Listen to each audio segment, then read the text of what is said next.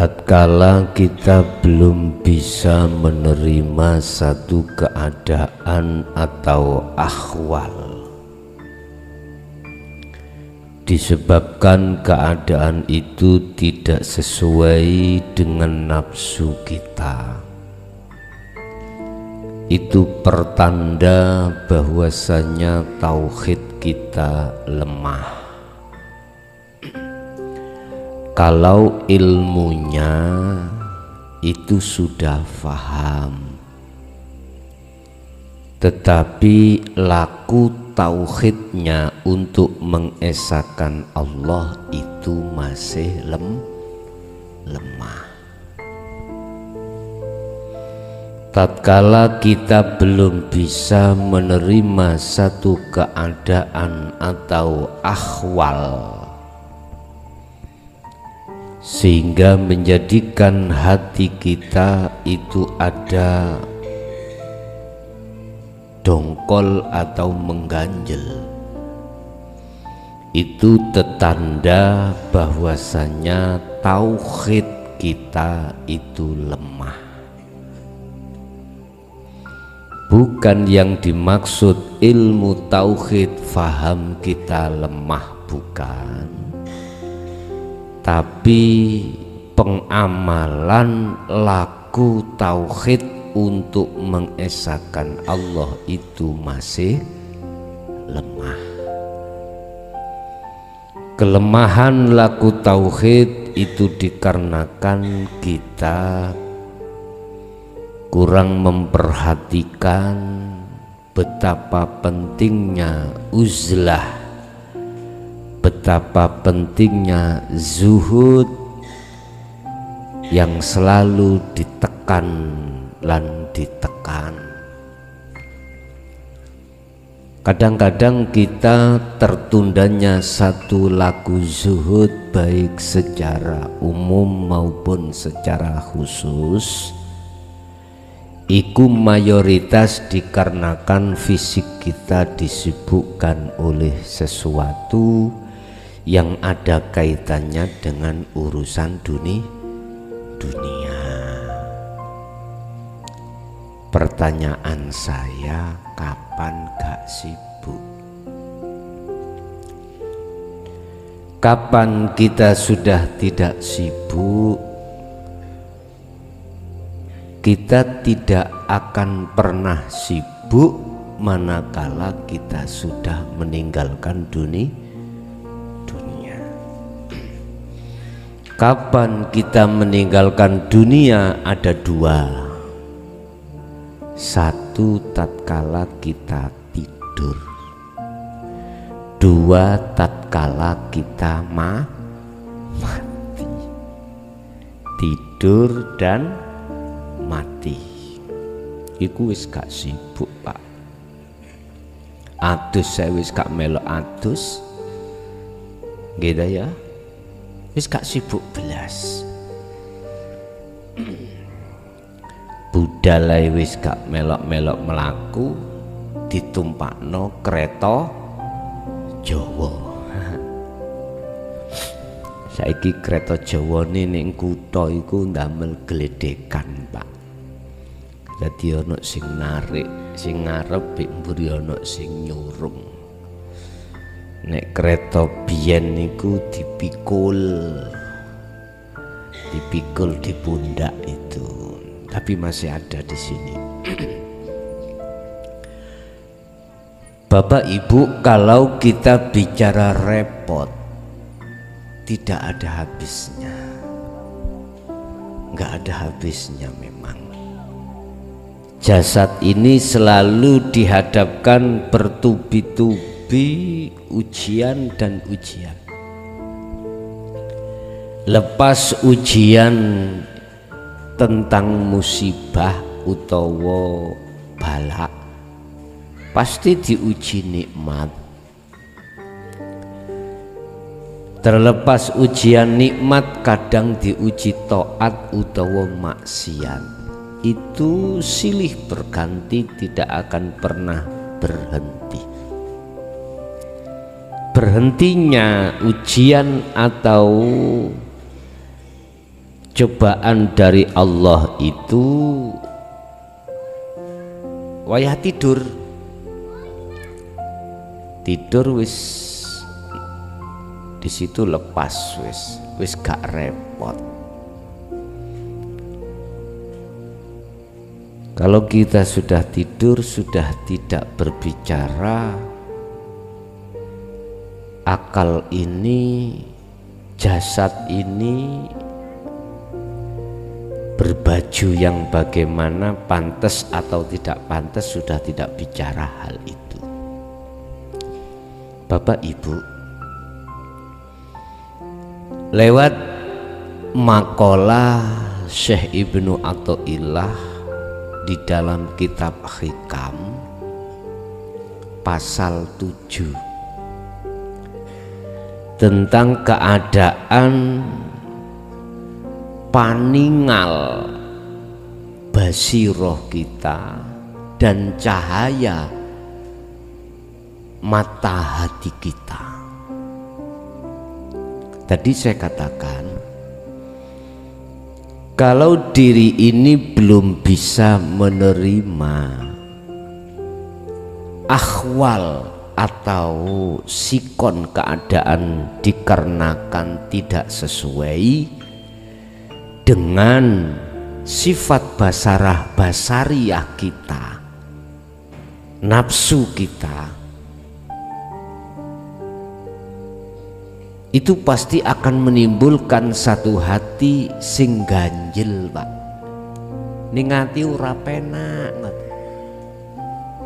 Ora penak. Satu misal. Perjalanan Nabiullah Ibrahim dengan Sarah, gak mungkinlah nek cara akal iku mau isok duweni anak, iku gak mungkin. Gak pengen duweni anak memangnya. Karena apa? Karena sudah terlalu tua. Padahal beliau Nabiullah Ibrahim selalu berdoa nang Allah, Rabbi habli minas sholihin. Waktu sik nom-nomi kuat-kuati lho Pak ya. Ya Allah, anugerahkanlah saya, penerus saya, anak yang sholih. Bapak Ibu, sampai masuk zaman tua raduweni anak,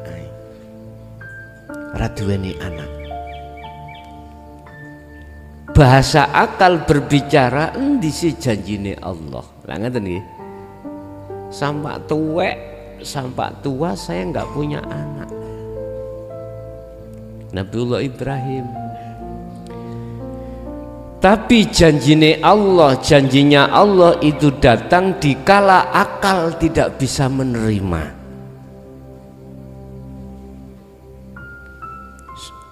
Nabi Ibrahim ya sudah tua, Siti Sarah ya tua. Paringi Nabi Harun ya, subhanallah. Bapak Ibu, aku yakin di antara panjenengan iki sudah lama bersuami dan beristri. Ada 5 tahun belum dikasih, bahkan 10 tahun. Terus mana janjinya Allah? Katanya ud'uni astajib lakum. Yes. Judule ngaji niki, jangan pernah kau ragukan janji Allah. Anda yang sudah dididik dengan ilmu tauhid, sudah diperintahkan untuk menjalankan ilmu tauhid dengan bentuk uzlah,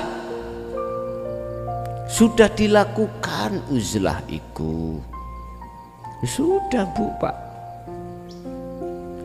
Gus kula niki 3 tahun kok dereng wusul.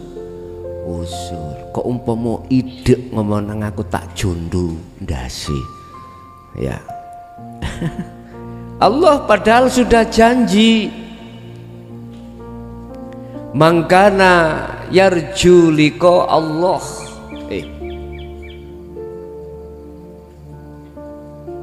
Falyamal amalan shalihan. Barang siapa yang ingin wa mangkana mangkana yarju liqa Allah. Ngono ya apa iku? Barang siapa yang ingin bertemu Allah itu pasti ketemu. Cuman eneng sarati. Wa mangkana yarju liqa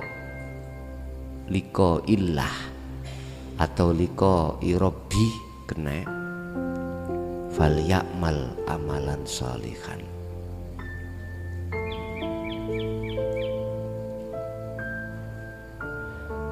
Di situ Allah berjanji intinya akan bertemu. Barang siapa yang ingin bertemu Allah, dia pasti akan bertemu.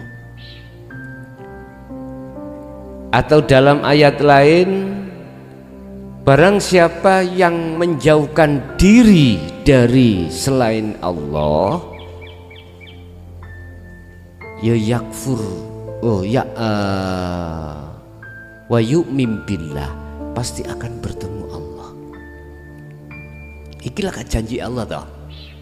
Terus sampai sekarang, sampai detik niki sudah 3 tahun bahkan 5 tahun saya belum bertemu, belum makrifat Allah saya. Padahal syaratnya falyamal amalan sholihah.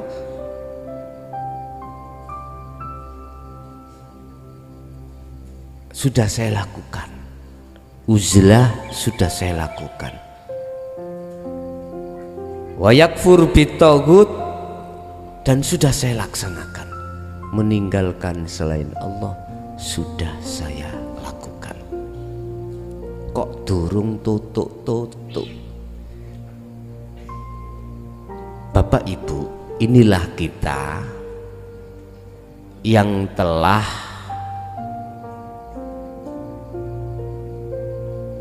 tidak menerima kondisi dari Allah. Padahal Allah sendiri sudah menjanjikan, cuman momen-momen datangnya janji itu tidak sesuai dengan apa yang kita harapkan. Kalau hal ini terjadi pada diri jenengan, maka itu tetanda tauhid lakune iku masih lemah. Ayo koreksi lagi.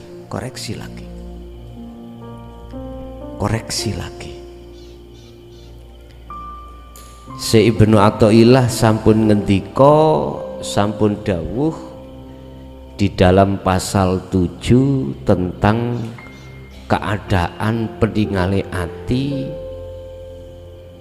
Basiroh sampen kali kula masih buram, basiroh sampen masih mendrip-mendrip. Cara lampu murup tapi mendrip.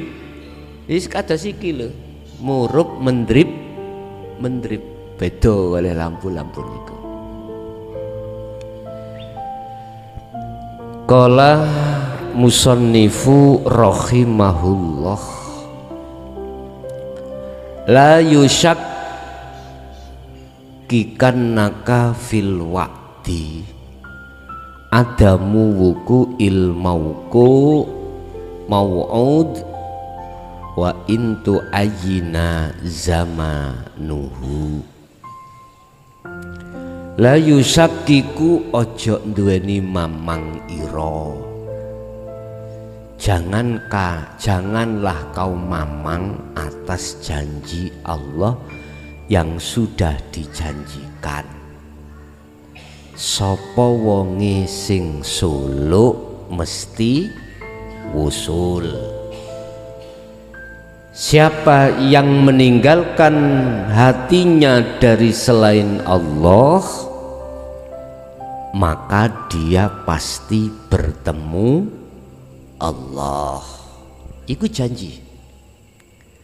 La yusakkikannaka fil wa'di. Jangan mamang hatimu atas janji Allah. Walaupun janji itu datangnya tidak momen yang kau harapkan, atau janji itu tidak kunjung datang padahal kau ingin lekas cepat mengharapkan datangnya janji. Makanya Pak Bu, wong sakmene kae iku detik-detik nuju musyahadah iku gak bodoh. Ada yang gak sampai 40 hari itu sudah ada tanda-tanda makrifat nang Allah hatinya. Ada juga sampai bertahun-tahun. Padahal pada umumnya manusia itu ketika saat suluk nuju wusul ndang lekas wusul atau makrifat ketemu Gusti Allah. Lah ngaten nggih. Ora temu-temu. Bagaimana mensikapi akan hal ini Bapak Ibu? Li alla yakuna dzalik qadkhan fi basiratika wa ikhmadan linuri sariratika. Kita tidak boleh untuk mamang atas janji Allah itu supaya apa? Fi basiratika qadkhan, apa? Peninggal ati sampai niki cek gak buram, coro kelas cek gak medun. Anda sudah menjalankan fal ya'mal amalan sholihan, menjalankan uzlah sesuai dengan petunjuk zikir, sudah. Terus kedua, wala yusrik bi ibadati rabbi ahada. Anda menjauh dari perbuatan syirik. Ayat lain ayatnya yakfur bitauhid, meninggalkan iman terhadap selain Allah. Hati meninggalkan perkara selain Allah, katanya sudah. Terus janji kewusulan makrifat Allah itu kok belum datang, padahal saya sudah. Ingat, janji Allah sudah tercatat di dalam lauhil mahfud. Hatimu, janji Allah sudah dicatat pasti akan datangnya di hatimu.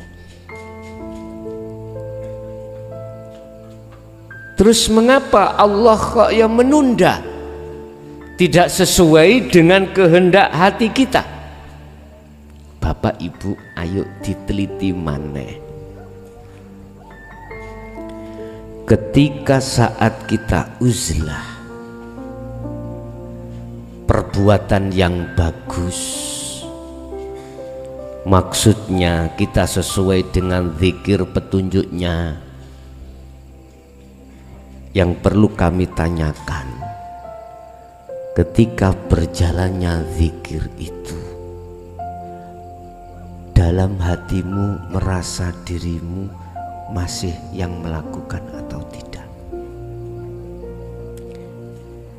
Kalau masih melakukan, merasa diri hamba yang melakukan berzikir, itu berarti proses kita masih muter-muter di Su'arul Basiroh. Kehadiran Allah di dalam diri Anda sudah ada. Selalu merasa diawasi Allah, sudah bersemayam dalam hati. Sudah Pak, saya merasa yang menggerakkan saya ngaji, menggerakkan saya beraktivitas, aku merasa kehadiran Allah di sini. Sudah Pak. Bapak Ibu, zikir roh atau zikir makrifat atau sering saya katakan sirul asr itu tahapan pertama kan masih muraqabah, yaitu Su'arul Basiroh. Itu kan masih ada dua. Pertama, kita masih merasa berzikirnya kita itu karena digerakkan Allah. Kita sudah merasakan kehadiran Allah dalam hati kita. Cuman kita yang digerakkan itu masih muncul dalam hati niku sih mumet. Tapi ya, sunnatullah, proses yang seperti ini wajib kita alami. Itulah proses makrifat pada Allah itu seperti itu memang. Lantas panjenengan jangan mengeluh. Walaupun di proses Allah di Su'arul Basiroh itu antara satu dengan yang lain itu tidak sama.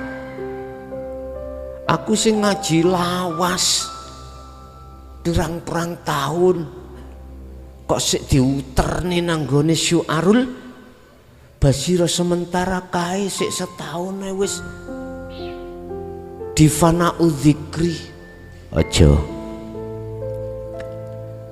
Allah meletakkan momen-momen dalam setiap hambanya walaupun tidak sama, itu ada nilai hikmah bagi masing-masing.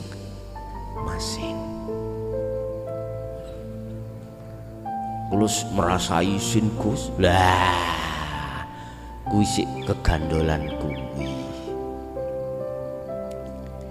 Di sini dikatakan, mengapa kita tidak boleh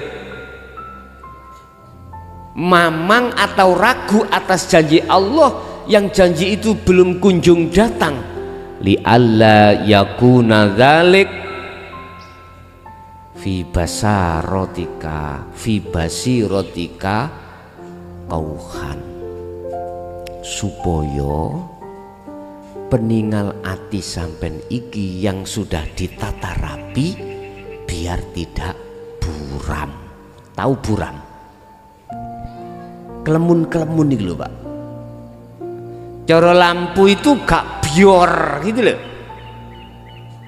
Kelip-kelip. Nyala tapi kelip. Cek gak kelip-kelip. Nah terus solusinya bagaimana? Solusinya bagaimana? Biar hatiku tidak mengeluh, tidak ragu atas janji Allah yang berupa pasti akan bertemu Allah. Jadikanlah dirimu laksana mobil. Mobil kadangkala dilarikan cepat, kadangkala dilarikan seperti ular jedung, gelunu. Kadangkala mobil itu dilewatkan jalan yang bagus, cor-coran aspalan halus. Kadang-kadang dilewatkan makadam atau tempat-tempat yang kumuh jeblok. Mana mobil tahu sambat? Nate Pak, meneng ae. Jegideg.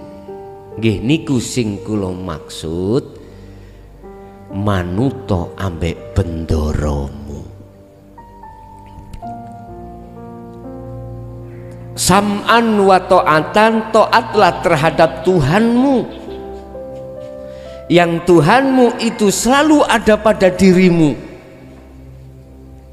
Perkara nasib, perkara sikon, walaupun sikon itu kurang baik, udah selalu bersyukurlah, selalulah memuji dan selalulah berterima kasih pada Allah. Bahasa syariatnya dibimbing seperti itu.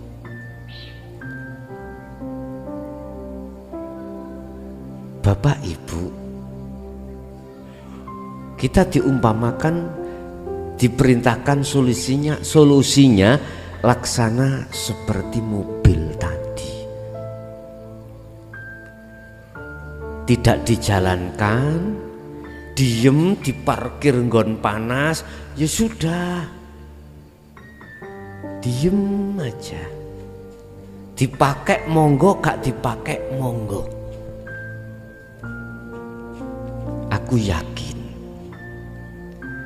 kesempurnaan pengabdian sampean kali kula terhadap Allah itu manakala sudah seperti mobil. Kita tidak merasa mengatur, yang diatur oleh Allah. Kita pun juga belajar ikhlas ridho dengan pilihan Allah. Enggak, kadang-kadang kita itu protes, baik bapak maupun ibu, tatkala dalam rumah tangga kita enggak cocok ya, kadang protes. Bener protesnya kita pada istri, pada suami, tapi kita tidak terasa itu hakikatnya juga protes pada Allah. Yukhadi'unallaha walladzina amanu wa ma yahda'una illa anfusahum wa ma yash'urun. Kita enggak merasa wa ma yash'urun, kita tidak merasa kalau kita itu protes pada Allah, Wabot Pak Bu nggih. Tapi ini tidak akan pernah muncul di dalam hati panjenengan manakala di dalam sistem uzlah itu maksimal. Aku tanya nang sampean, pernah sampean iki gak keluar rumah, gak ketemu orang, gak ketemu istri anak, gedene lamanya 40 hari 40 malam? Kabeh gak iso jawab. Pernah kita gak ketemu teman, gak ketemu sesama manusia selama 40 hari 40 malam? Tidak pernah. Yun sewu, khalwat yang seperti itu, zuhud yang seperti itu, uzlah yang seperti itu. Mengapa ditaruh Allah setelah uzlah ketika jasad ini bersosialisasi, bersinggungan dengan selain Allah? Apakah itu tidak termasuk penting? Penting. kula mboten saged Gus nek uzlah khusus saged gur umum tok. Dalu kula niki nek wayah mantuk kerja jam 8 ngantuk capek tinggal tidur kula saged umum tok. Iya. Tapi nanti kalau ada kesempatan momen baik secara fisik maupun secara batin, kau harus tinggalkan selain Allah. Karena ngeten Pak, kau tidak akan bisa bertemu Allah jikalau kau tidak melewati jalur uzlah atau zuhud, meninggalkan selain Allah. Walaupun kau meninggalkan selain Allah lamanya beratus-ratus tahun, manakala kau tidak memegang teori sirul asro, tidak akan pernah bertemu Allah. Berarti kolaborasi antara zikir dengan meninggalkan selain Allah itu nggak bisa dipisahkan. Mungkin sampai teringat waktu bulan Rajab kemarin minimal 1 hari 1 malam diuji. Coba gunakan hatimu, sibukkan hatimu hanya berinteraksi dengan Allahmu, yang Allahmu itu ada dalam dirimu. Otomatis Anda harus berpegang teguh tali Allah yang berupa zikir ini. Wis. Wa ikhmatan linuri sariratika li alla yakuna dzalik, Anda diperintahkan untuk tidak ragu atas janji Allah. Yang kedua, supaya cahaya nur makrifat dalam hatimu itu tidak padam.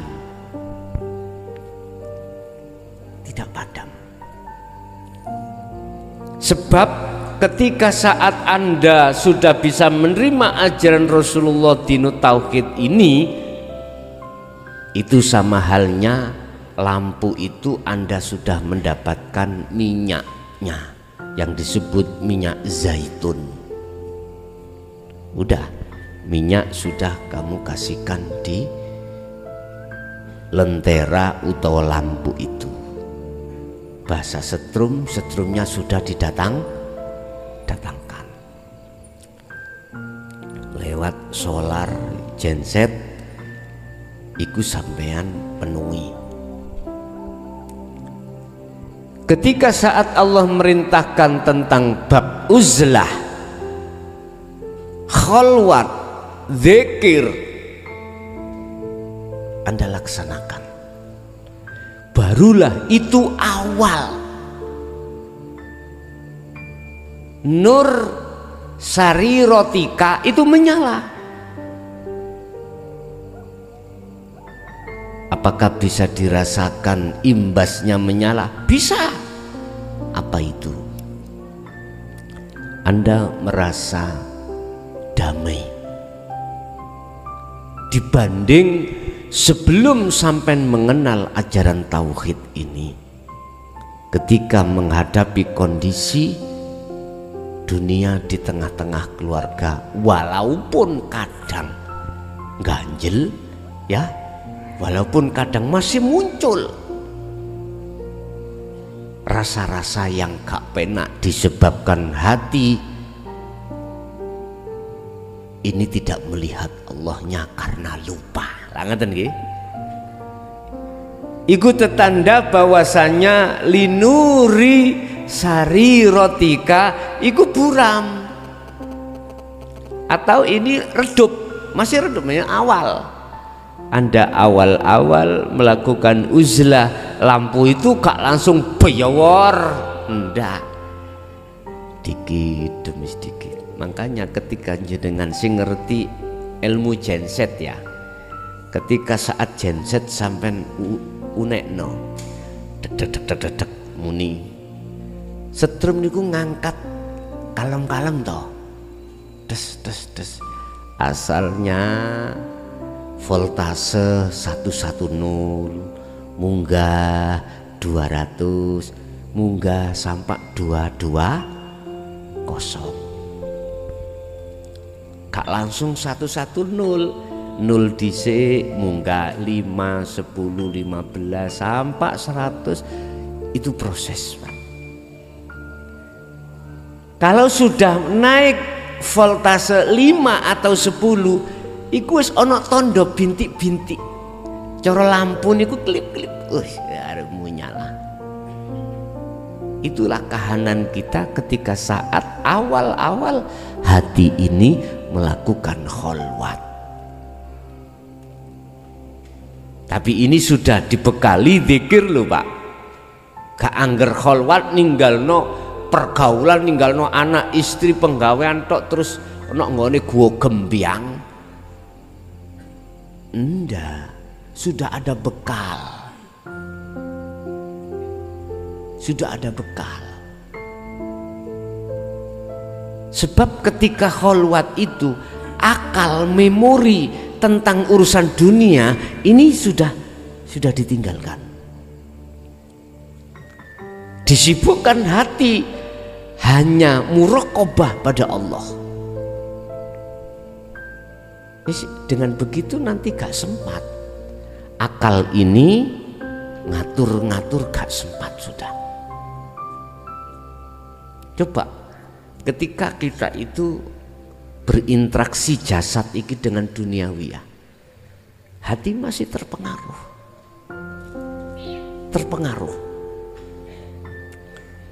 Dengan gebiarin dunia niku terpengaruh. Akhirnya jangan heran kalau mengapa kita sering lalai dari Allah di setiap sudut aktivitas itu.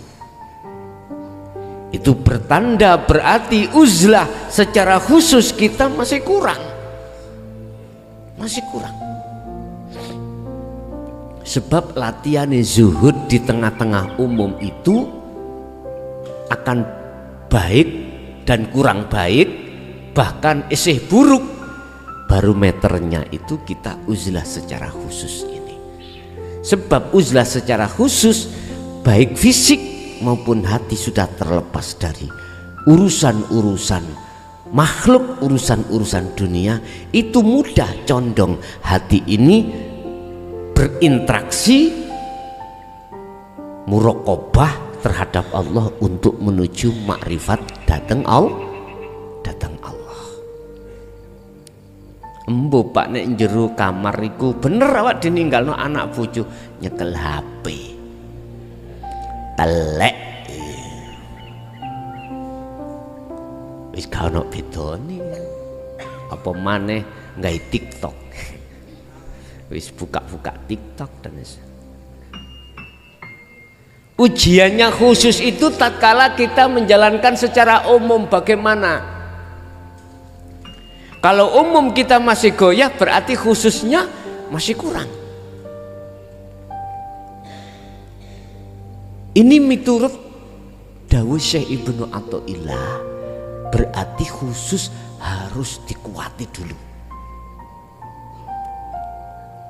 Sebab ketika kita khusus wis gak interaksi ambek sesama menungso, yo gak ngomong minal jinnati wan nas, bisikan-bisikan dari manusia nggak ada. Sehingga jangan heran ketika saat Rasulullah mengasingkan diri di Gua Hira, jangan heran Pak, jangan heran Nabi Musa ning Gunung Tursina menjauh. Para nabi, para rasul khususnya kekasih Allah semuanya seperti itu. Makanya nanti ning dukure kali tak bentuk kamar kecil-kecil kecil-kecil. Ya kata kancing teko njaba ya gak. Boten, ya nek penjara dikancing teko njaba. Dukure kali ku perencanaan itu saya bikin kamar kecil, cukup damel sak turu awak. Sembujung ngoten, cukup gitu. Jadi antara si A dengan si B walaupun jejer kamar cek gak berinteraksi. Ngoten. Wis. Napa diparingi sak jedinge? Iya, tak wene sak jedinge. Tapi anak WC ini nggih WC, tapi WC cemplung. Ngerti WC cemplung nggih? Ngoten. Jika interaksi nang njaba engko ana petugas sing bagian keimangan. Jadi diwenehi piring lepek ngonae. Terus nek piringe iku lepeke ditek-tek ting-ting berarti gak ono isine. Nek diting-ting mutu munine tok-tok berarti ono isine. Wis wae mangan. Ning omah kula mboten gadah tempat, Gus. Ning pondok piye ya kuwi engko siasate. Nek sing sal kaya ngene iki iku gawe pendidikan dasar, engko gawe praktek umum. Praktek khusus ning kono, praktek umum ning kono. Umum berarti gembul dadi siji. Ibarat manuk ngono sak kurungan isine gak situk loro, akeh. Ya apa? Tapi harus dididik dulu secara khusus. Mungkin mboten ngebleng gendeng babah, mesti saningku tak gekno cagak ambek rantai. Ngoten. Lah kuwi lho wis mikir tutuk ngono, ya gak dadi-dadi kuwi. Wis bah urusane Allah ya apa. Ngoten. Wis iki nek menurut dawuh Syekh Ibnu Athaillah wajib kita meninggalkan baik secara fisik maupun secara hati, ninggalkan yang namanya syahwatud dunya berupa bojo, anak, donya, brono. Nah, mengke kula mangane ya apa wis gak usah kok pikir mangane. Lah turung-turung wis mikir mangan. Mboten asal nyekel HP, gak oleh. Tak banting nang nggone jeding ngono HP-ne. Lah nek kuwi zuhud ning kamar ambek nyekel HP, pekpo. Ngerti pekpo? Sami ugi. Sami mawon sama saja. Udah urusan-urusan hubungan dengan orang lain atau terhadap teman udah putus. Tapi yo ngomong dhisik ben gak salah paham. Enggak gak pamitan bojone moro mlebu kamar dikancing teko jero, didok-dok ya gak dibales. Boleh pikirane bojo iki bongko apa? Lah ngoten pun lah elek nggih. Ngomong si Mas, Dik, tolong ojo diganggu aku. Aku ngerti sampean wong jalukan. Tapi tolong aku njaluk waktu 40 dina 40 wengi. Ojo senggol aku. Ya, wis urusan mangan terserah jenengan sampean delen nggone loster kini. Dene sampean mengharapkan aku mati gak usah dikei mangan. Wis ngono. Mriku. Wis gak usah metu-metu. Wis disiapno. Wis pun Pak. Sudah kula rencanakne niki. Kalih pengurus sudah saya rencanakan, saya bikinkan per kamar untuk orang satu. Kembali kita terhadap gak oleh ragu. Hati tidak akan pernah muncul ragu, Pak. Kalau Anda sudah betul-betul sering muraqabah datang Allah, itu nanti sampai tingkat keraguan mamang atas janjinya Allah dengan sendirinya akan lepas, Pak. Jangankan keraguan tidak lepas, nyun sewu, istri suami yang begitu tampan dan cantik dalam hatimu akan musnah. Nunggu gak direbut konco cak. Lah terung-terung wis mikir tutuk kono. Wong uzlah iku wis gak usah mikir ana kono. Bapak Ibu, nek wis berkembang muraqabah ning ati sampeyan, iku proses pengikisan perkara cintane hati kita pada selain Allah itu di situ. Enggak takut. Allah sing ngatur dhewe. Ojo khawatir sampean. Nek sampean masih mengkhawatirkan, Allah malah jengkel, dicocok petik pisan kok. Ojo khawatir, babano wis. Sing penting jenengan iki wis pamit ben gak salah faham. Masih budal ning pondok ya pamito lah. Ojo gara-gara esuk mang tukaran gak pamit metotok. Engko dikira wong minggat sampean. Minggat bae bojoku digoleki nang ngene maratuwa gak ono, nang teman-temane gak ono, HP diputus.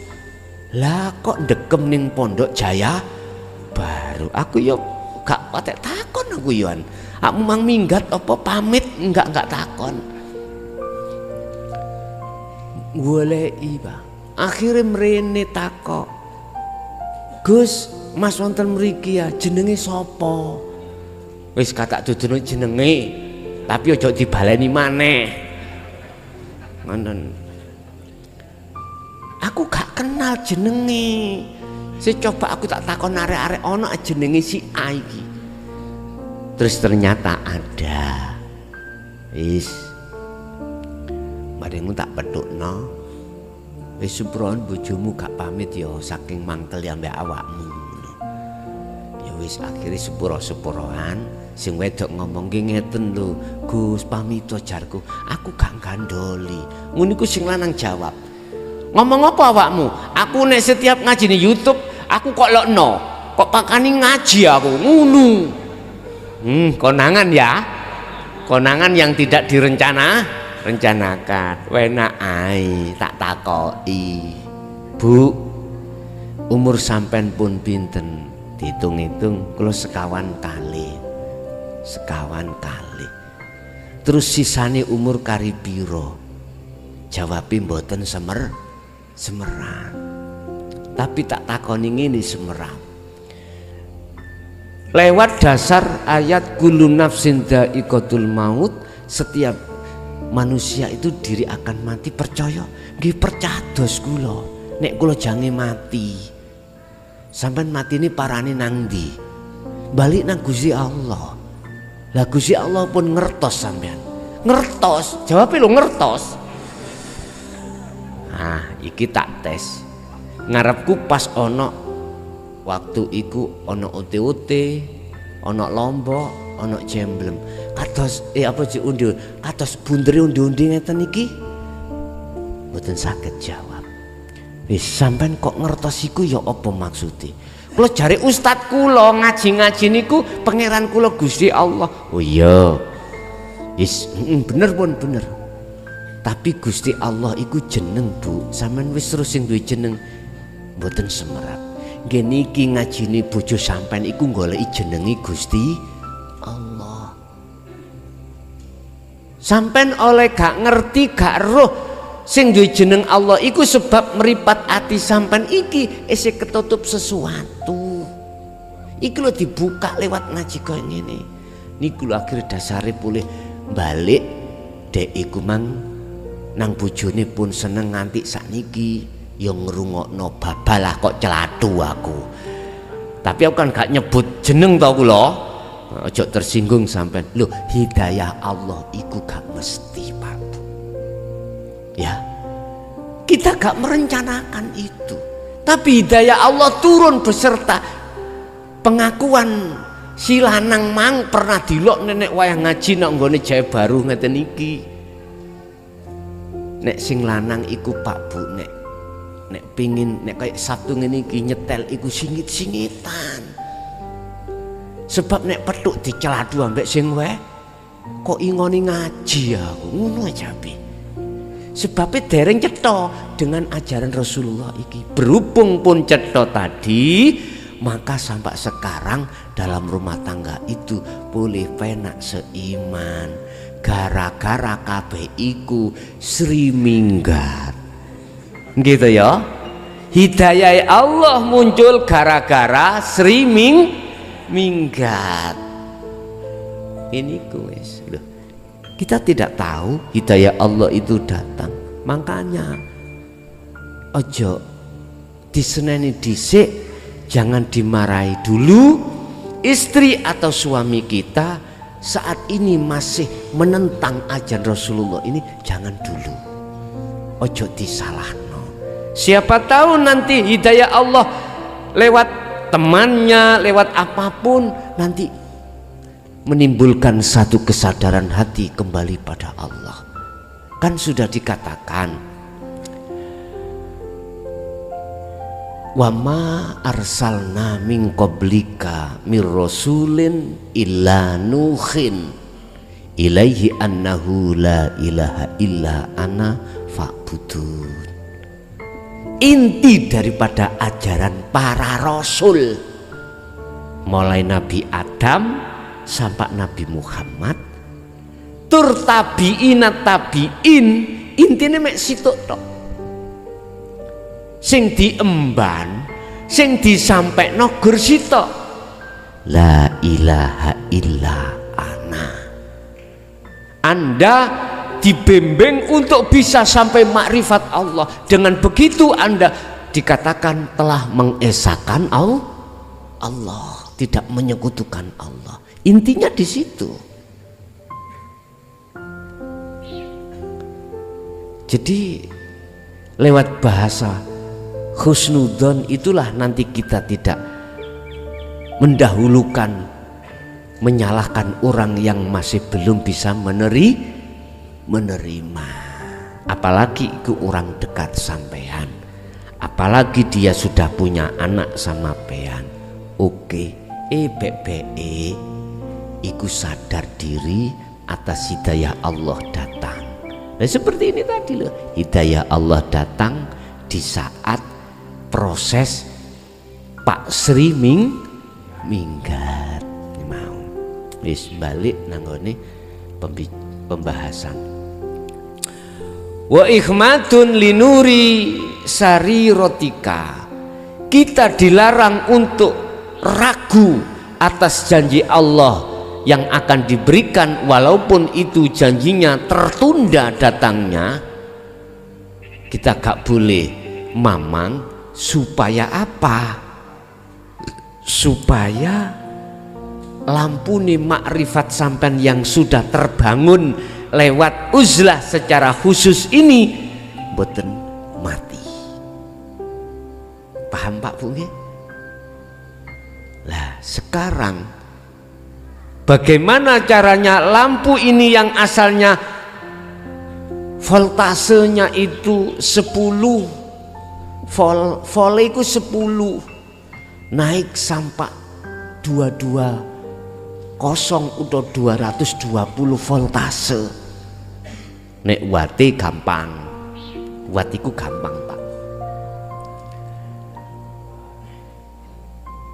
Bapak Ibu, volt kali ampere itu sama dengan watt. Volt kali ampere sama dengan watt. Iku ilmu kelistrikan loh ya. Ampernya 2, voltasenya iku 220, 220 kali 2 berapa? 440. Iku listrik biyen munculi ngoten. Listrik 450 itu lho Pak ya. 450. Ngomongnya 450 padahal nek di total ambek alat 420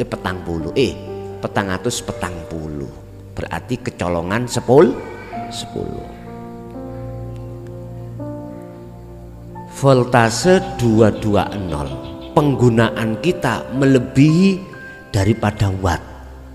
Kita menggunakan habis katakanlah nek iku mang ketemune watt iku 250, kita memakainya 500. Jeglek mboten meterane? Jeglek. Kakean beban. Solusinya ampere ditambahi. Ampere iku apa? Iku lak bahasa listrik. Inilah Pak, pentingnya akhlak istimaiyah. Nek jeglek listrik mati mboten? Mati. Nek mati keadaannya gelap no mboten? Gelap. Ngeten Pak. Kita hablum minan nas, ampere iki ampere diunggahno. Jangan 2 ampere. Sebab kebutuhan makrifat sampean gede. Voltasenya itu dukur 230 atau 240, sudah tidak 220 dukure. Ampere iki gedekno krono penggunaannya besar.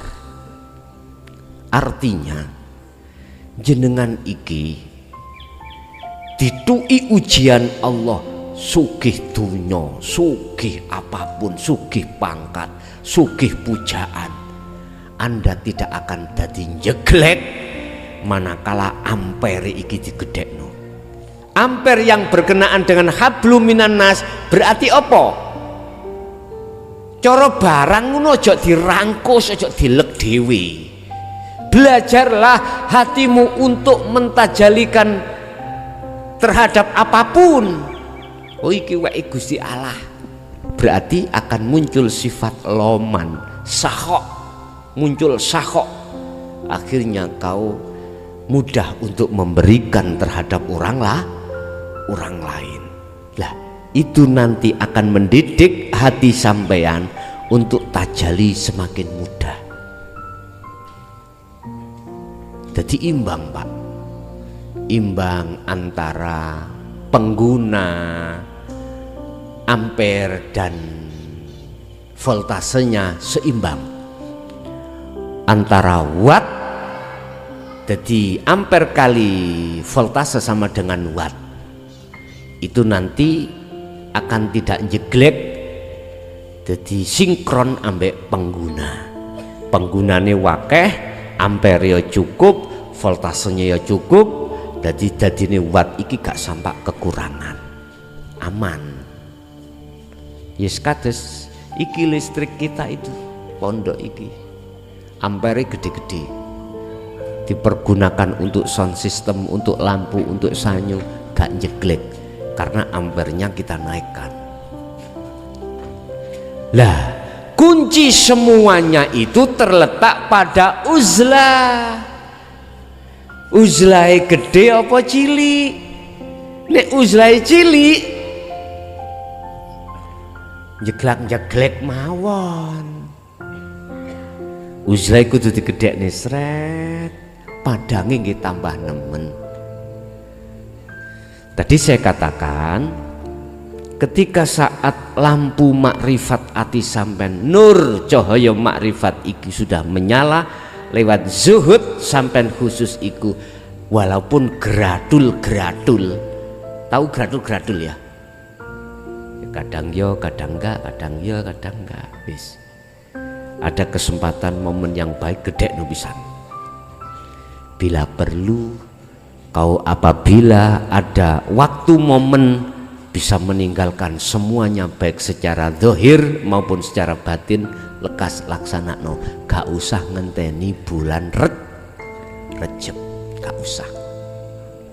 Sampai bisa ambil cuti misalkan berapa hari, 7 hari, gunakan untuk beruzlah.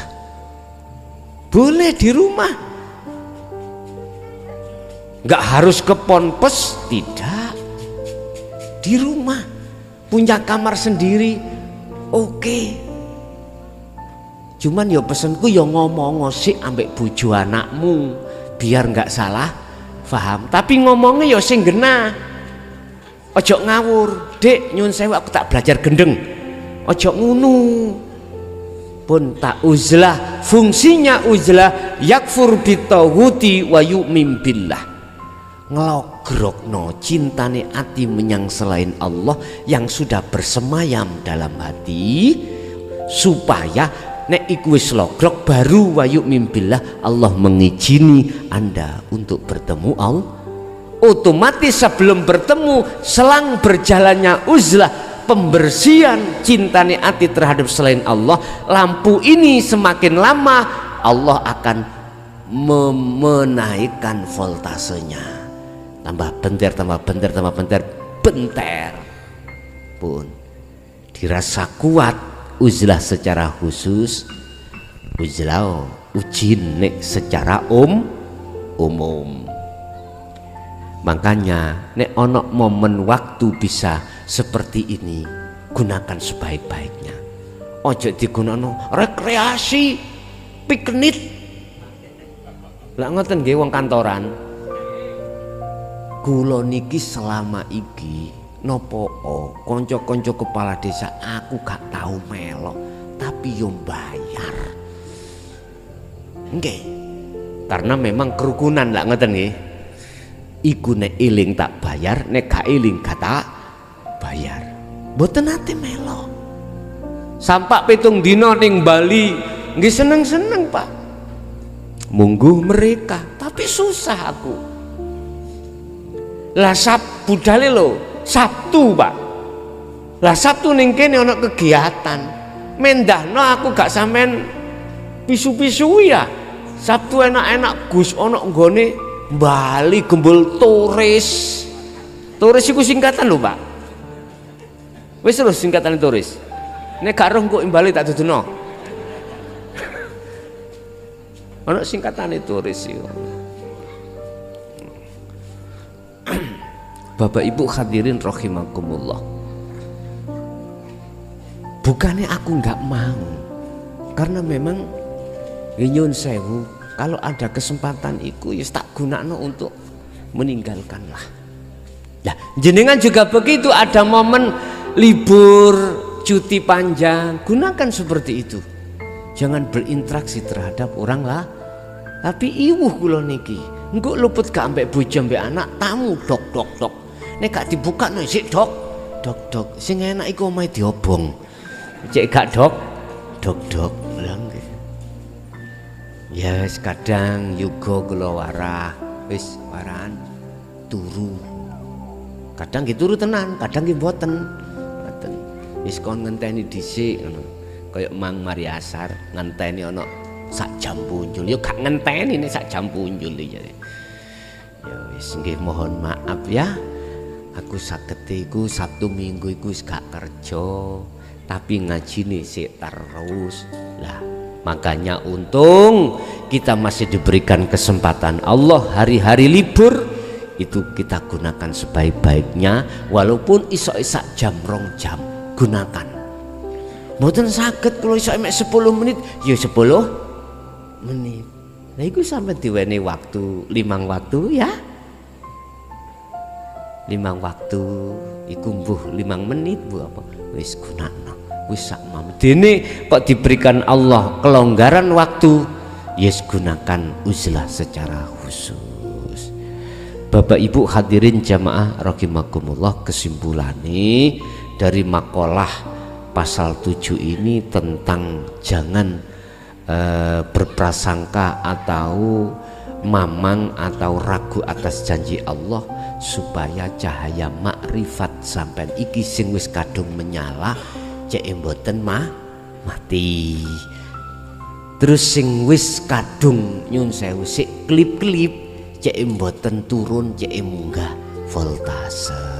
Oke, itulah Bapak Ibu apa yang bisa kami sampaikan. Kita masuk pada sesi tanya jawab. Barangkali ada yang perlu ditanyakan, monggo kami persilakan.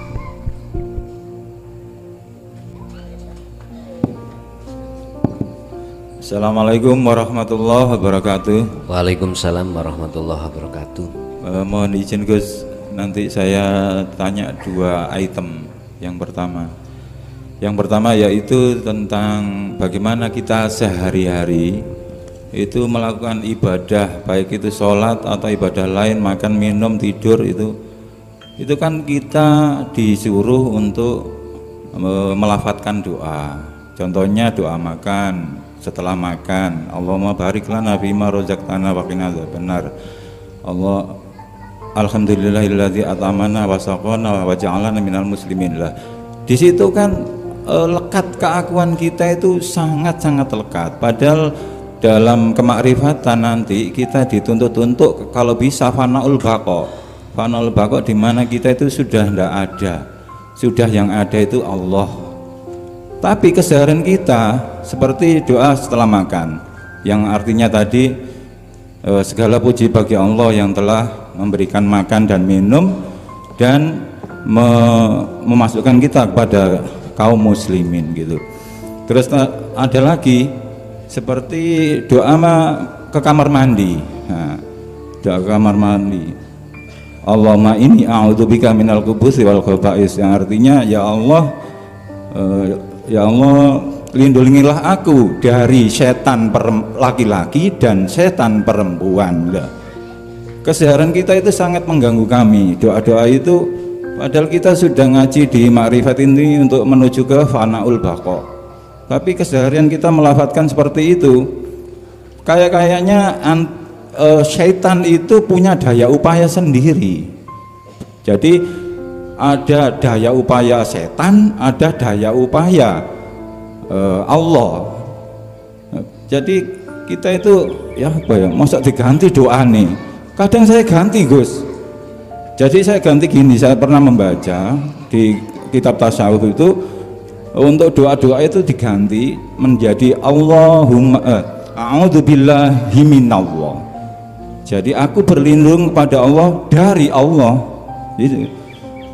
Jadi sekarang saya membiasakan itu, tapi saya ingin meyakinkan diri saya dengan keterangan Gusten, apa boleh hal-hal seperti itu saya ganti seperti itu. Misalnya doanya Nabi juga dalam hal kita kepepet masalah, Allahumma a'udzubillah biqudratihi min syarri gitu. Jadi kita kepepet seperti itu, doanya gitu. Saya ganti juga, aku berlindung pada Allah dari Allah. Nah, dalam hal ini itu pun masih ada dua dimensi, ana saya dan Allah. Padahal di fanaul baqa sudah tidak ada ana. Itu tolong lihatnya mungkin teman-teman mungkin agak kurang bisa ngikuti, alhamdulillah, bisa ngikuti juga alhamdulillah. Itu satu Gus ya. Yang kedua, pertanyaan yang kedua tentang kebingungan saya. Allah menciptakan manusia dan jin adalah untuk menyembah kepada kita. Wa ma khalaqtul jinna wal insa illa liya'budun. Nah, berarti sejak semula Allah itu menghendaki ada yang disembah, ada yang menyembah. Tapi kenapa dalam ilmu hakikat, ilmu makrifat itu sudah tidak ada yang disembah dan yang menyembah. Dalam fanaul baqa kan sudah tidak ada, sudah hanya satu-satunya Allah, mengesahkan Allah ahad gitu. Nah, ini juga mengganggu pikiran saya, bagaimana kami bersikap ibarat pemain sandiwara. Apa kita itu cukup taat pada skenario sutradara, atau kita itu dalam hati kita sebagai pemain sandiwara itu eling sutradaranya? Nah gitu loh, eling sutradaranya atau eling ceritanya gitu. Seperti kita melihat baju kita, baju, jaket, celana, sarung, eling kita kapas, karena semuanya terbuat dari kapas, baik baju, sarung, kelambi, kaos. Nah, tapi keseharian kita interaksi dengan sesama manusia itu kan nggak boleh. Kita itu pakai baju kok ngomong kapas, kan gitu. Nah, ada dua item itu tadi Gus yang mengganggu saya, terutama yang tadi doa-doa keseharian kita itu penuh dengan lekat dengan keakuan aku diri kita itu. Ya apa boleh kita ganti seperti itu sesuai yang pernah saya baca, karena yang saya baca itu ya belum tentu belum tentu apa ya, terverifikasi, belum tentu dipendapati semua, disetujui oleh semua ulama gitu. Terima kasih. Mungkin ada kurang lebihnya, saya mohon maaf yang sebesar-besarnya.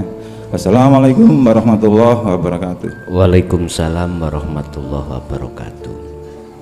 Semua manusia, khususnya yang hadir di sini, pasti pernah mengalami carut marut, mamangi, bingung dengan tahapan-tahapan beragama ini. Pasti. Dulu saya juga ngalami seperti apa yang sampean alami. Satu sisi kita disuruh nyembah, ya. Satu sisi di situ nggak ada yang menyembah, nggak ada yang disembah. Bingung Pak, memang. Kita semua pernah ngalami seperti itu. Dengan begitu Bapak Ibu menjadikan ada dua makalah seperti ini, sudut pandang menjadikan bingung kita. Bapak Ibu, proses, makanya saya katakan manusia seluruhnya itu proses ngalami 3 zona. Pertama zona fitrah, kedua zona kotor, ketiga zona fitrah. Kita harus memahami di antara beberapa zona ini. Semua manusia loh. Terus pertanyaannya, Kanjeng Nabi Muhammad apakah juga pernah ngalami zona kotor? Ini pertanyaan. Ini kalau saya pribadi menjawab lewat makalah saya atas dasar cerita bahwasanya Kanjeng Nabi pernah ada ritual pembelahan dadanya oleh malaikat muqarrabin yang intinya mensucikan hati dari hasud, dari apapun kotoran hati. Berarti Kanjeng Nabi pernah ngalami hati yang kotor. Dengan dasar inilah saya bermakalah nyuwun sewu, semua manusia pernah ngalami seperti ini, cuman volumenya gak podo. Kalau toh tidak pernah ngalami kekotoran hati atau zona kotor, mengapa harus dioperasi? Itu banyak khilaf Pak, spekulasi. Gak popo. Dene ana sing makalah kados kula niki yo gak salah. Dene ada yang makalah selain saya, yo aku menganggap gak salah. Ilan Nabi Muhammad bin Abdillah enggak pernah. Ada yang mengatakan tidak pernah mengalami zona kotor.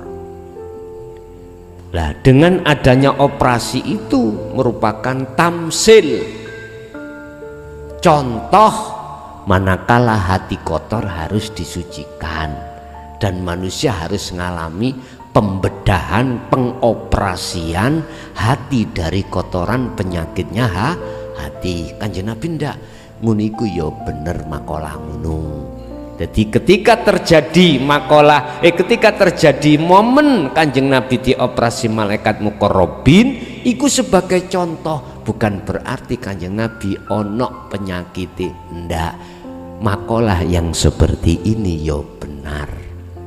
Wis, sudut pandang kitalah yang berbeda, boten napa-napa pun bener. Bapak Ibu, ketika kita manusia masuk dalam pintu murhek, lepas murhek, masuk di dalam pintu balik, disitulah awal jiwa ini ngalami kekotoran. Saya katakan kotor, terjangkit penyakit yang disebut hubbus syahwah, yang berasal dari syahwatud dunya, yang syahwatud dunya dibawa oleh nafsu dalam setiap diri kita, yang nafsu dalam diri kita itu yang menyuruh juga Gusti Allah. Ini proses kita tidak jauh berbeda dengan prosesnya Nabiullah Adam alaihissalam, ya. Di dalam hati beliau juga ada namanya penyakit disebabkan karena makan buah khuldi. Lah, kalau kita bahasanya hubbus syahwah, beliau Nabi Adam bahasanya adalah buah khuldi. Terus buah khuldi itu beliau mendekati itu karena kena rayuane iblis. Iblis ngerayu nek gak diizini Allah ya gak iso ngerayu. Wis skenario Gusti Allah. Oke, Bapak Ibu, ketika saat diri ini mengalami pintu balik, disitulah kita diajarkan ajaran Rasulullah lewat sunnah, lewat syariatnya beliau. Di situ mengatakan syariatnya itu kita beriman terhadap juga terhadap selain Allah. Contoh, oh guruku si A, sing bimbing aku si A, imannya hati ono si A dulu, tapi ada cantolan hukum si A iki oleh ngejinang aku bimbing ya krono Gusti Allah. Lah cantolan hukum ning kuno lho ngene iki dereng murni bahasa laku. Masih hati ini ada selain Allah. Wis iki kelas ning syariat iku gak popo. Si ono isine ganjaran, si ono isine ning hati ini, di dalam hati masih ada isinya surga, dijauhkan dari azab Allah, gak popo, tidak apa-apa karena kelasnya di sini.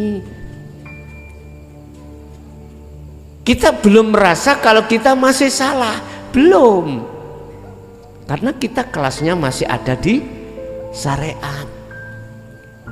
Dasarnya sudah ada, aku tidak akan menciptakan jin dan manusia kecuali saya suruh untuk menyembah. Berarti kategori masih ada dua. Lah disitulah lewat syariat itu dibimbing kita untuk minta bau reksa atau perlindungan Allah dari setan yang terkutuk. Akhirnya dijelaskan dasar-dasarnya ning syariat, innahu lakum aduwwum mubin, itu mungsuhmu sing nyata. Ojo kok dekati, ojo tok konco. Mungsuh ya harus kau binasakan, kau jauhkan, kau bunuh, kau usir dan lain sebagainya. Itu ajaran syariat, semuanya seperti itu. Masih fanatik dengan ajaran itu. Oke Pak, sampai berapa tahun ini? Sampai berapa tahun kita lamanya kita itu beriman masih ada selain Allah di dalam hati. Oke, karena itu proses zona kotor, akhirnya Allah menurunkan ajaran yang terakhir, merupakan ajaran inti terhadap kanjeng Nabi atau para rasul atau para kekasih Allah yang di depanku jelaskan tadi. Sampailah kamu pada la ilaha illa ana. Lah itu kan sebelumnya kan ada proses Allah huwa anta lah gitu toh. Wis gak apa-apa. Disitulah akan mengerti kesempurnaan dari pengabdian, kesempurnaan dari satu pengabdian. Sempurna no Islammu, sempurna no pengabdianmu terhadap Allah.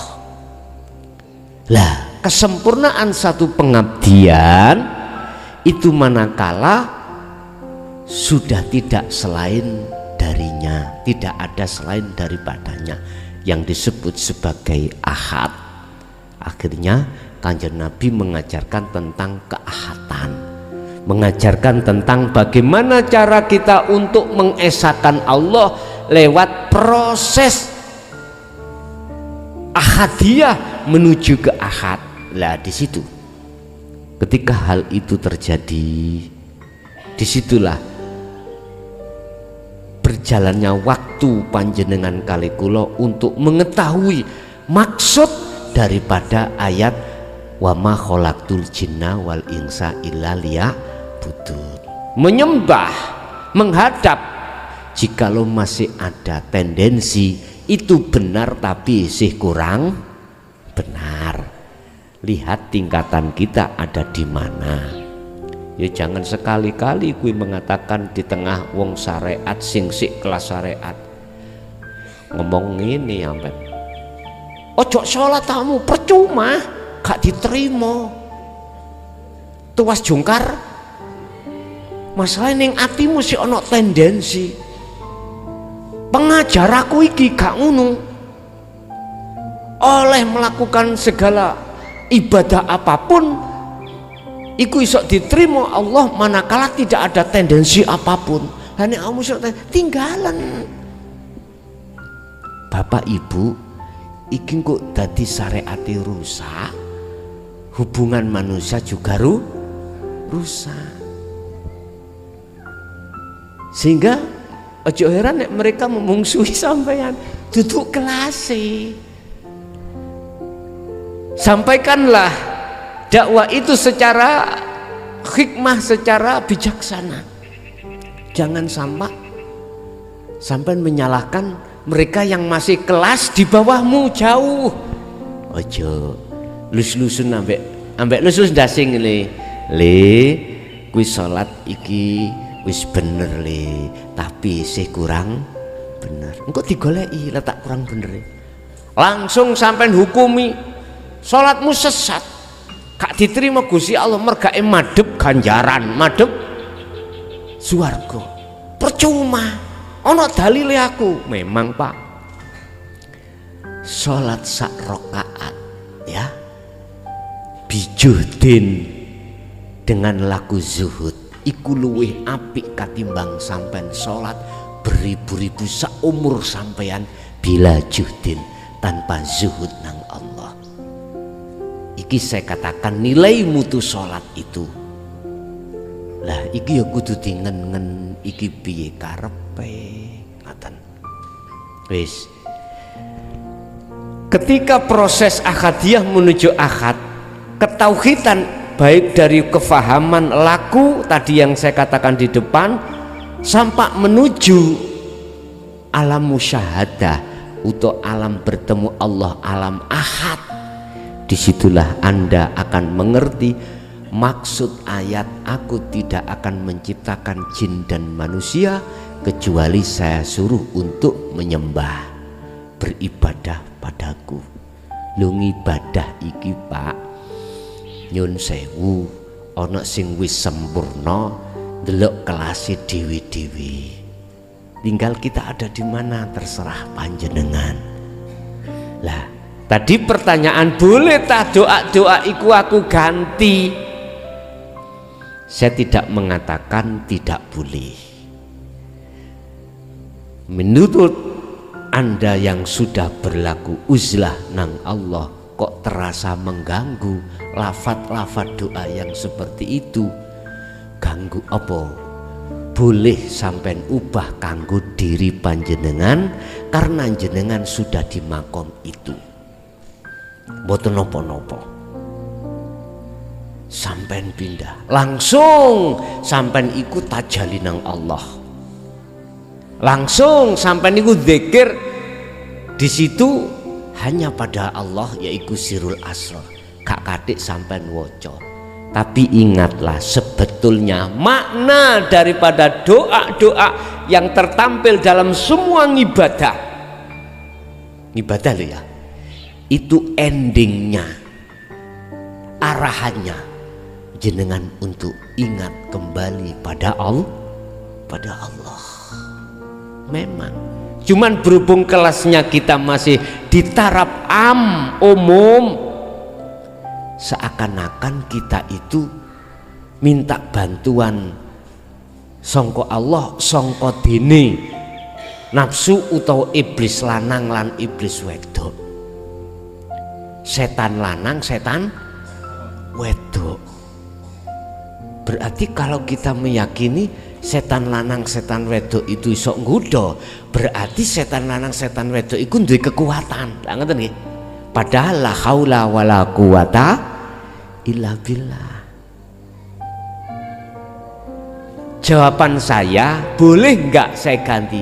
Tidak boleh kanggo kelas sing durung tutuk ahad. Tidak boleh, karena tambah bingung. Nyun sewu, sampean mendatangi satu pengajian, sampean iki cara wong iku wis gak kenal ambek sing duwe omah, gak kenal ambek sing duwe hajat, sepedaan dilebokno latar, dilokno apa enggak? Dilokno, gak oleh. Tapi nek sampean iku mau orang dekatnya sing duwe hajat, sampean lebokno terasi lho rapopo, gak diseneni.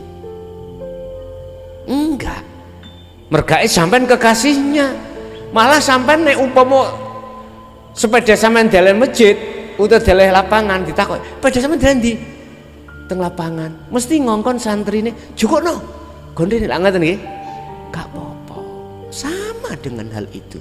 Jenengan kelasnya sudah muraqabah nang Allah, nuju musyahadah, nuju nanggone makrifat Allah, nggak ada kata yang tidak diperbolehkan, semuanya oke-oke saja. Jadi ngeten Pak, boleh saya jawab, tidak boleh saya jawab, karena melihat posisi atau kelas kita masing-masing. Seperti itu. Nyun sewu, guru ngomong di dalam kelas, tidak boleh Anda itu, hei murid-murid, membawa HP. Lah ngoten nggih. Lah kok gurune nggawa?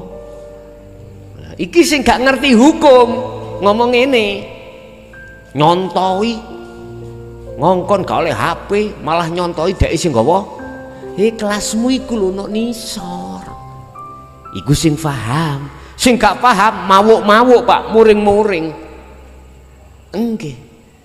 Ngoten niku kula terjadi pada diri kula saat kula niki diperintahkan oleh salah satu masyayikh untuk berjalan ke arah barat, tidak boleh kembali ke timur atau tolah-toleh. Dia enggak melakukan hal itu, aku melakukan hal itu loh, karena kelas dhewe, kelas masyayikh wis tahu ngono kuwi biyen, ya gak usah ngelakoni melaku ngono. Kula ngelakoni, makanya bila mana ada mursyid ngomong Anda harus berjalan ke barat, hatimu kenceng nang Allah, tinggalkan semua urusan-urusan dunia. Lah kok mursite iku gak ngalok gak ngulon, malah ngetan. Lho ngono iku anggene murid sing kurang duwe tata krama mesti ngilokno. Paye guru iku jarene digogo ditiru, nyatane ngongkon ngulon dheweke ngetan. Lho iki kekeliruan kita sebagai murid seperti itu. Bapak Ibu nyuruh muridnya melaku ngulon, malah dhek ngetan ke timur. Nyuruh muridnya untuk meninggalkan duniawiyah, anak istri, harta benda tinggalkan. Lah kok muridnya memperkaya diri, ndisin tak gugu, ndisin tak tiru. Ojo, silemi dulu apa maksud daripada mursyid itu. Guru kita, ayo kita selami. aja suudon dulu, husnudon apa sebabnya? Wis pokoknya jalakno, kamu arah ke barat, nanti akan mengerti sendiri mengapa guru kita berjalan ke timur. Ternyata Bapak Ibu jenengan akan mendapatkan jawaban yang valid manakala jenengan sudah sampai ke barat. Berhubung tadinya mempunyai dzon suudon terhadap guru, menyesallah dia. Oh, tiba ya aku sing salah, kurang pengetahuan makrifat kunang Allah. Loh, di situ makanya wis diikuti ya opo kata supir. Kita sebagai mobil wis nganut ae. Aku mari kepanasan, AC ini gak diurupno. Gitu. Motor iki, mobil iki le. Sambat-sambat koyok ngono. Dilakokno dalan gak enak. Tahu mobil sambat ngono Pak Bu? Mboten nate. Makanya Syekh Ibnu Athaillah iki menyarankan dadiyo kuwi koyok mobil.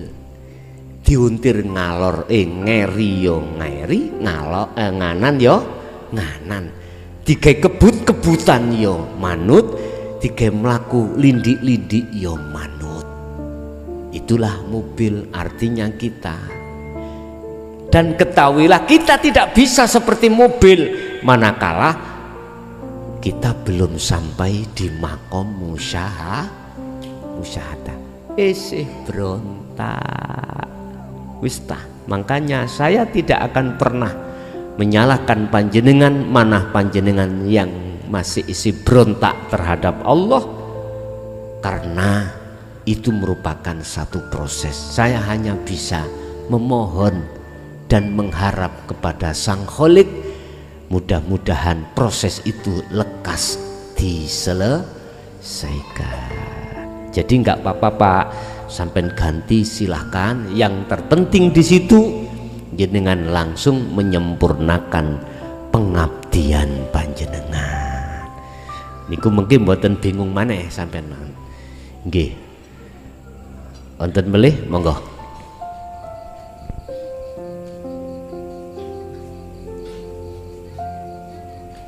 Terus hukum-hukum dalil-dalil sing wonten syariat lak wis gak kanggo Gus. Sik tetep kanggo, tapi nilai maknane mungguh panjenengan wis gak padha ambek biyen. Contoh salat, nek biyen iku jenengan iki salate sik ana tendensi, sakniki wis gak ana, gak ada tendensi. Nggih. Ada lagi?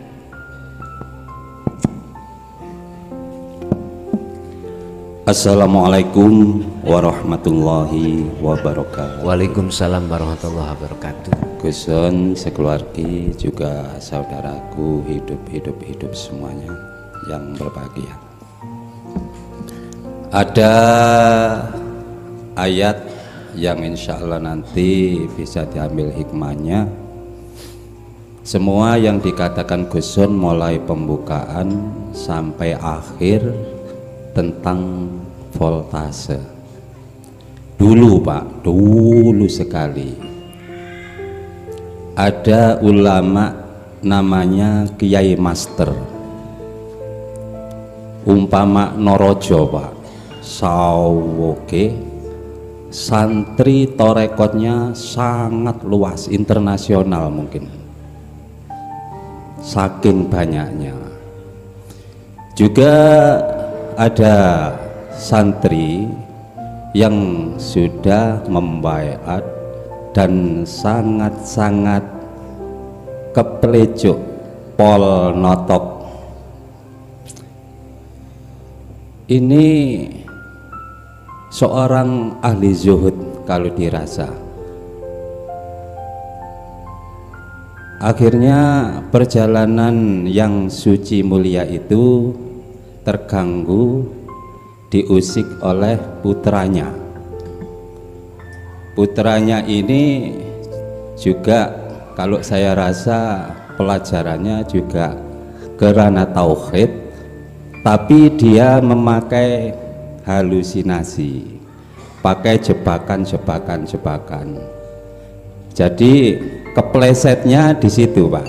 Jadi ngatur-ngatur pangerane nek diomong puterane iki.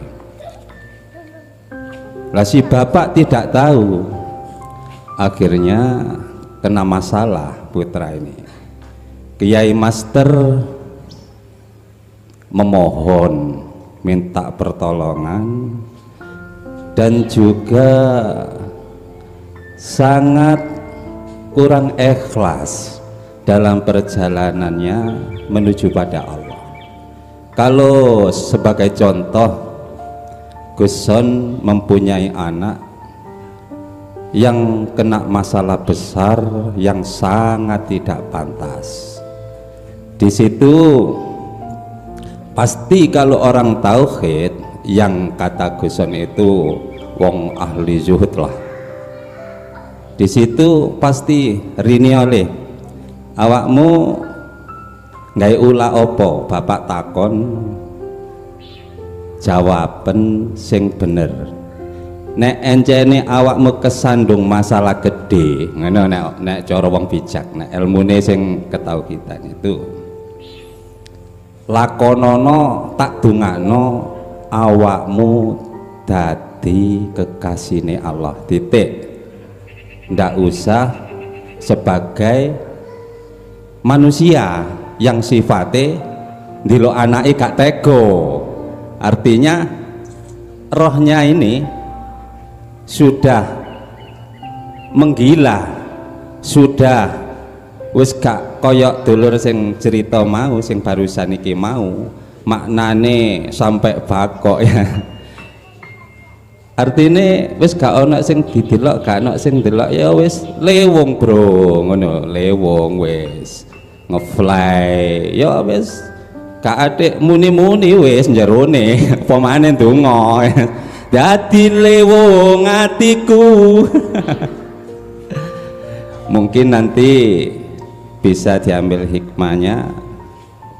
Ini seorang ulama besar, Kiai Master zaman dulu. Nah itu satu, mungkin nanti banyak dikupas oleh Gus Son, yang intinya keganjel anaknya kena masalah musibah yang sangat tidak pantas. Kiai Master ini tidak duduk pada ketauhidan.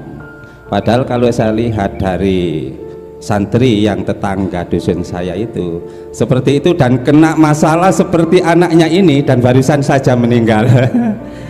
5 anak loh, wong katanya cari Kiai Master tahun dulu, iya iki sing ngomong wong gendeng aja dirungokno.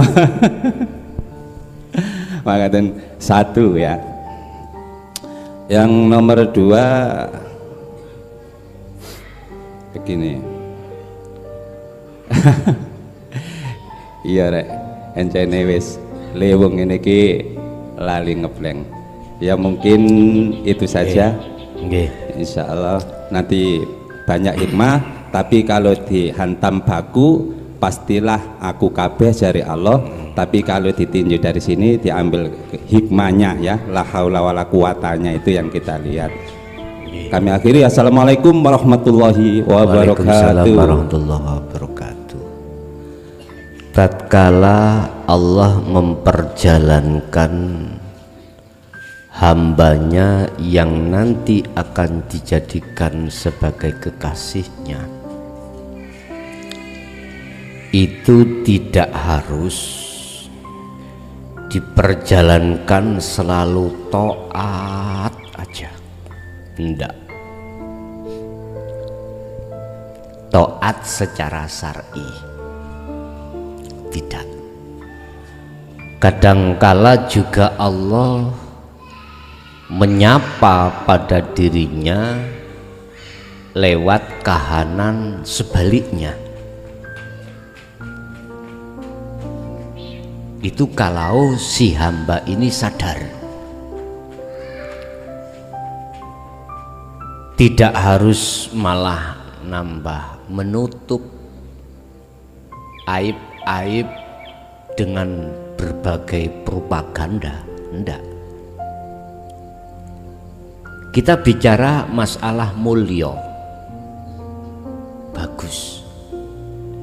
Ada mulia di mata Allah, ada mulia di mata manusia.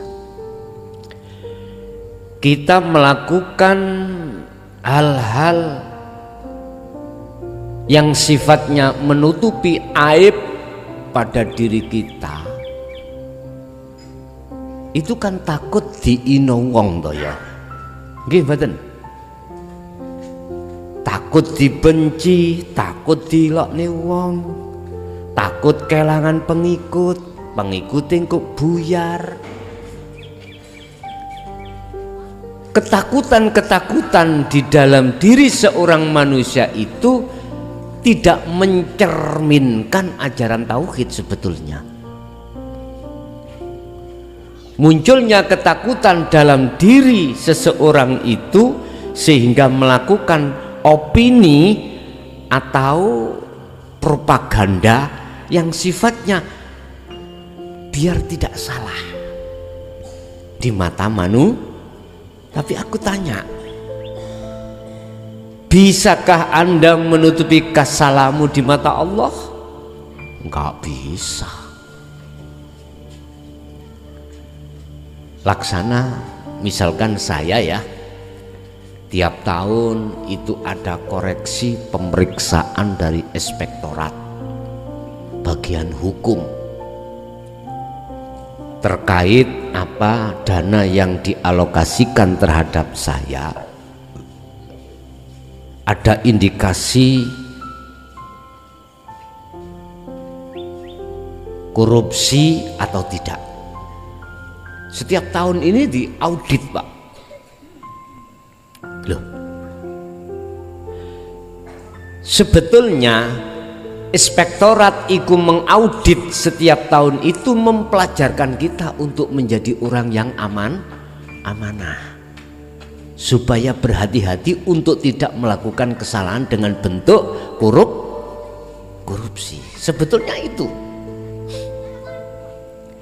Tapi apa mungkin tatkala saya telah melakukan tindakan kriminal dengan bentuk korupsi di situ, di mata Allah lolos, di mata manusia gampang, Pak. Carane mudah, takok aku. Gampang untuk ngelak dari hukum ini gampang. Biar kita di mata manusia bersih, tidak melakukan korupsi, padahal saya melakukan, mudah sekali.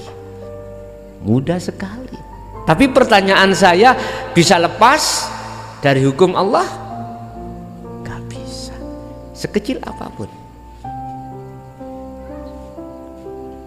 Di desa saya itu 1 tahun itu 1 M lebih, kathah nggih, mangkane montore Alphard.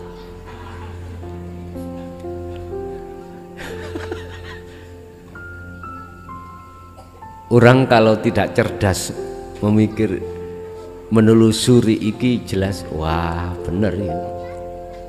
Sekitar 1,2 M, Pak. Itu belum pihak ketiga. Pihak ketiga kadang ngono kadang boten, lah itu biasanya seperti itu. Bapak Ibu, sebetulnya betul apa yang sampean katakan tadi, sebagai orang tua harus bijaksana. Ketika saat anak tersandung satu masalah, itu bukan harus malah ditutupi dengan tindakan-tindakan yang di mata manusia biar tidak salah, nggak boleh. Itu tadi dipanggil, ditanya, kalau kamu melakukan udah tanggung jawab, udah uzlau awakmu ning penjara sana. Kalau toh itu memang benar-benar niatmu ingin jadi kekasih Allah. Nyuwun sewu, Pak. Semua apa tindakan pada diri manusia itu akan menumbuhkan satu resiko sendiri-sendiri. Nek bahasa hukum dohir bisa dikelabui, Pak. Sing ireng isok dadi putih, sing putih bisa jadi hitam. Itu bahasa pandangan hukum manusia.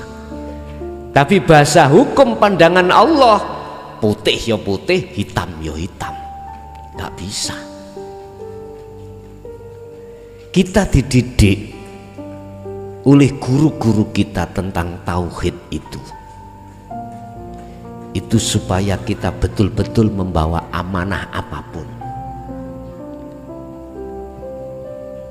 membawa amanah dari Allah. Apa sih amanah datang Allah? Wa ma umiru illa liya'budullaha mukhlishina lahuddin.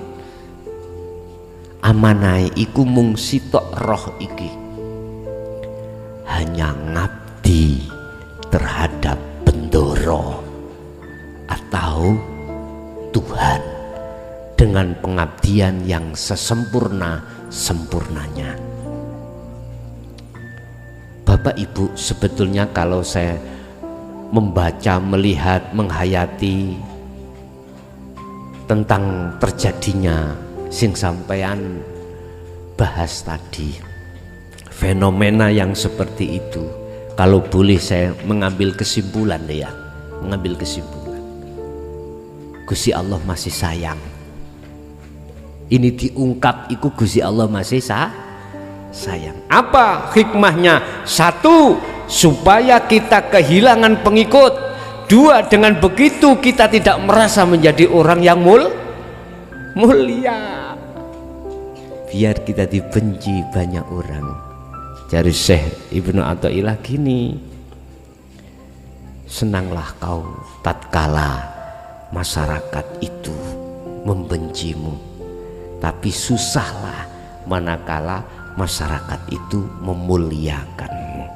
Sehingga muliakannya masyarakat terhadap dirimu itu merupakan satu racun.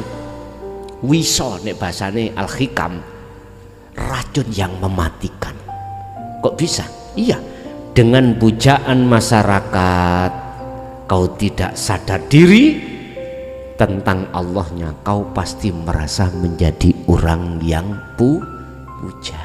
Padahal sudah jelas alhamdulillah utawi sekabai puja dan puji iku lillah mung kanggo Gusti.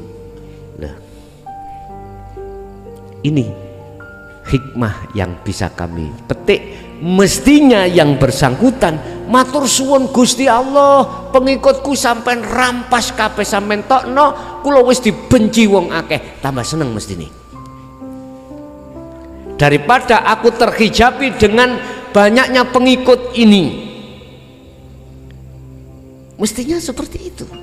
Mestinya lo ya, itu kalau sadar diri perjalanan ruh suluk ketika wusul datang Allah. Nek enggak, perlu dipertanyakan suluk model apa nuju nang wusul itu. Karena sistem ilmu tauhid memang seperti itu, Bu. Kita akan menafikan la ilaha dan mengisbatkan ilallah. Kita akan yakfur bitauhid, menghilangkan selain Allah, wa yu'min billah, dan menetapkan iman hanya pada Allah. Iki aku bicara sebagai bapaknya, mestinya matur suwun pengikutku iku entek. Enak toh? Wis gak ngaji, wis kari noto waktu detik-detik arepe kembali nang Allah untuk beruzlah sendiri. Apa maneh diringkes kabeh dunyane sing nglumpuk mang, tambah matur suwuna. Mestine ngono nang Gusti Allah. Kalau itu ngerti perjalanan ruh pada Allah harus begitu. Tapi apakah Allah itu memperjalankan hambanya harus dikikis habis secara syar'i seperti itu dohir? Apakah seperti itu? Enggak juga sih, enggak juga. Yang jelas tarkud dunya wajibatun ala kulli muslimin wal muslimat. Wajib hatimu meninggalkan selain Allah, walaupun jasad tidak meninggalkan. Monggo rapopo, tapi nek ketepaan iman diringkes dohir sak batine, alhamdulillah. Sing nyonyor iku ngene lho Pak, sing nyonyor ya diringkes dohire, batine iku gak diringkes, akhire merana aku merana kalau putus cinta terhadap selain Allah. Sampai kapan ini? Hatta zurtumul maqabir, sampai mati. Su'ul khotimah, gak su'ul khotijah. Su'ul khotimah ing mungguh Allah. Terus yang bersangkutan yang kena hukum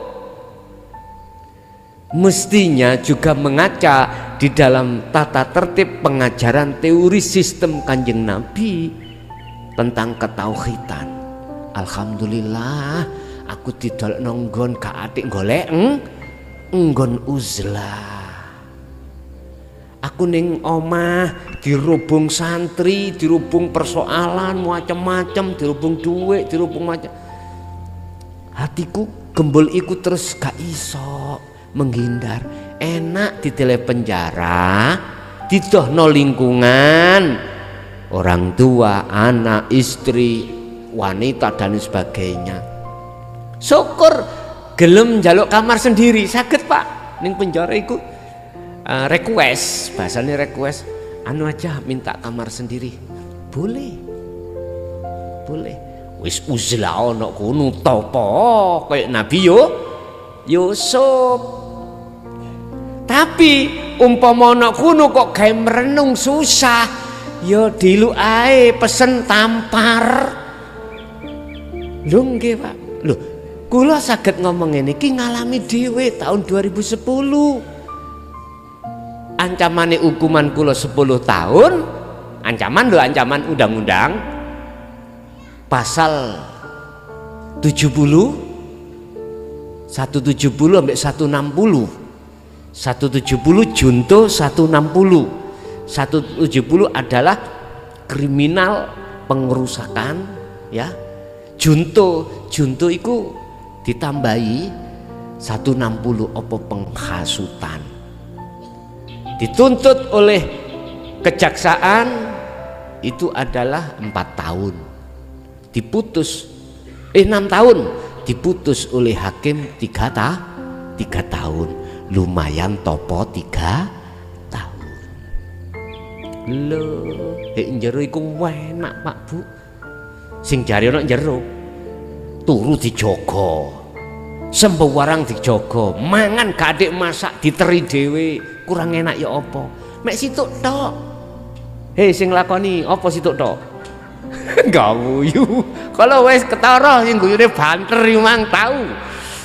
Seperti itu Pak. Ya Allah. Makanya bagi mereka ahli perjalanan ke tauhid diletakkan Allah di penjara iku alhamdulillah. Wis gak golek enggon digolekno enggon. Wis gak golek mangan dikeki mangan. Dijamin Pak, cuman ya iku mangane gak iso, golek soto gak iso. Ya wis kuwi, ana kuwi ya pangan, gak ana ya wis apa. Padha sesuk sing uzlah ning kene gak ana kamar cilik-cilik, gelem mangan ya badoken, gak gelem mangan bah bongko ya wis ngono. Wis mek ngono tok. Lha gak dendeni wong Al-Hikam dawuh kuwi ben kenceng mlaku mungulon gak toleh-toleh birriyadatin wal adkar. Riyadah prihatin, turune ya dikurangi, mangane ya dikurangi, ngombene ya dikurangi wis. Dadi sesuk iku tak sediakno mangan sak lepek. Wis ngono tok ae. Urusan bongko ya dikubur ngono ae lah peping. Gak meden-medeni. Sebab ngene, wong tirakat, wong luwe sebab tirakat ya, luwe sebab riyadhah nang Allah, gak nek bongko, boten penyakit tambah apa, tambah waras engko kolesterolmu engko ilang. Nggih, dengkul sing kaku-kaku iku dadi lemas. Gak wedok gak lanang, mangkane sampe nek nglemesno dengkul sing kaku, nyuwun sewu, iku mang riyadhah. Makanan iku mang dikurangi, segi apa dikurangi. Nggih nyuwun sewu, wal azkar dikiri dikecengi, wis cepet dadi 40 dina tak buka sret. Nek si ono jawaban, nek ono ambu, yo berarti si urip.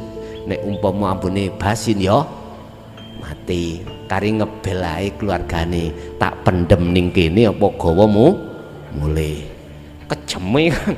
Ya wis kudu dikejemi. Ngoten kuwi, Pak.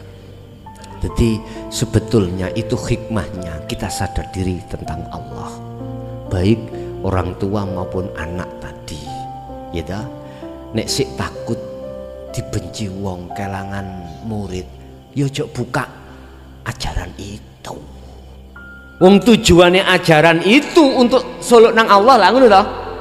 Nek sik susah ya tak pertanyakno, suluk cap tae aulian. Ngerti suluk cap tae? Ngene Pak ya, kabeh memang prosesnya wong dewi-dewi ya. Is kita tinggal berdoa aja. Iku yus hablum minan nas sesama manusia, kita husnudon mawon. Is muga-muga sing ditinggalno iku tabah. Isoke tabah, in asobahu musibah qalu innalillahi wa inna. Nek gelem balik atine nang Allah gak susah. Kelangan murid yo gak susah, kelangan pengaruh yo gak susah, kelangan opo wae gak susah, karena gelem balik sak temene ati sadar sing gawe perilaku peran settingan iku mung Gusti. Tapi kalau tidak melihatnya Allah, pasti muncul opini alasan iki difitnah, ada yang tidak suka sama aku, ngoten. Akhirnya geding-gedingan, hasut-hasutan. Sampai kapan iki? Ya ora mari-mari, mesti dendam yang ada.